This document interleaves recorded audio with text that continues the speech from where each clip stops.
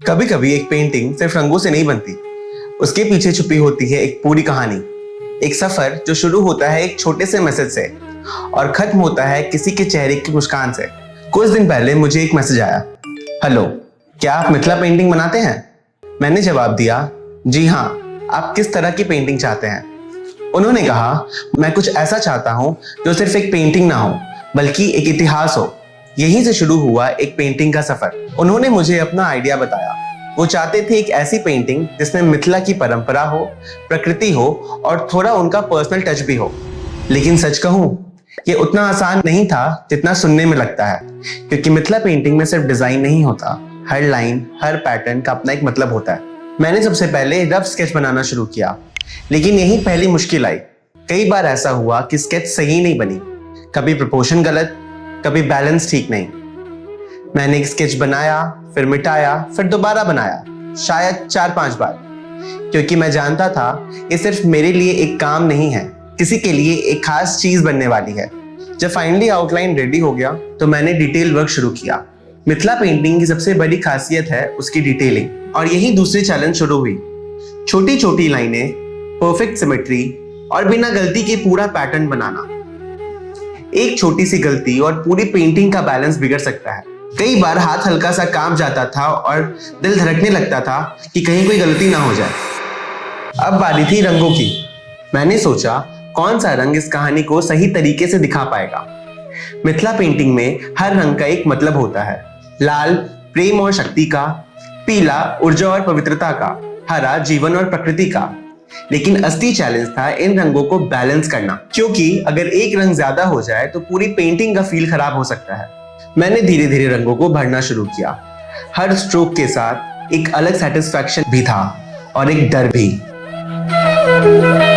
संतोष इस बात का कि पेंटिंग आगे बढ़ रही है, और डर इस बात का कि कहीं कुछ गलत ना हो जाए।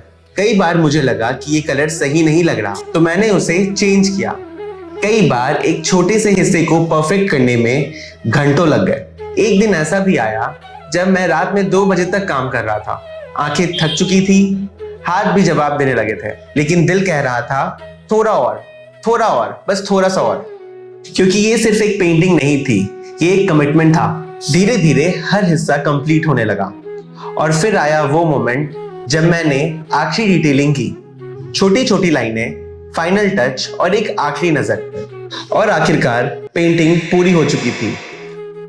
उस पल को शब्दों में बयां करना मुश्किल है। एक तरफ सुकून था और दूसरी तरफ खुशी, जैसे आपने कुछ ऐसा बनाया हो जो सिर्फ आपका नहीं बल्कि किसी और के दिल से जुड़ा है। अब बारी थी डिलीवरी की। मैंने बहुत ध्यान से पेंटिंग को पैक किया, हर लेयर को सिक्योर किया ताकि वो सेफ पहुंचे, क्योंकि अब ये सिर्फ एक आर्टवर्क नहीं था, एक पूरा इमोशन था जो एक जगह से दूसरी जगह जा रहा था। और कुछ दिनों बाद मुझे उनका मैसेज आया, थैंक यू सो मच, ये बिल्कुल ऐसा ही है जैसा मैं चाहता था। उस मैसेज को पढ़कर जो खुशी मिली वो किसी भी पैसे से बड़ी थी। तभी मुझे समझ आया कि ये सिर्फ पेंटिंग नहीं बन रहा, मैं कहानियां बना रहा हूं जो लोगों के दिल तक पहुंचती है।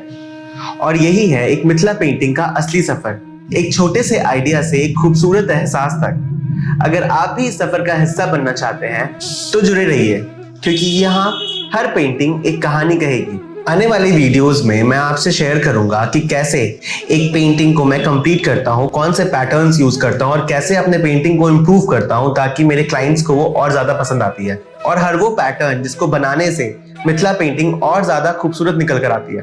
उन चीजों के बारे में भी हम आगे आने वाले वीडियोस में डिस्कस करेंगे डिटेल में। अगर आपको ये वीडियोस अच्छे लग रहे हैं तो एक प्यारा सा कमेंट डाल दीजिए और चैनल को सब्सक्राइब भी कर दीजिए। धन्यवाद।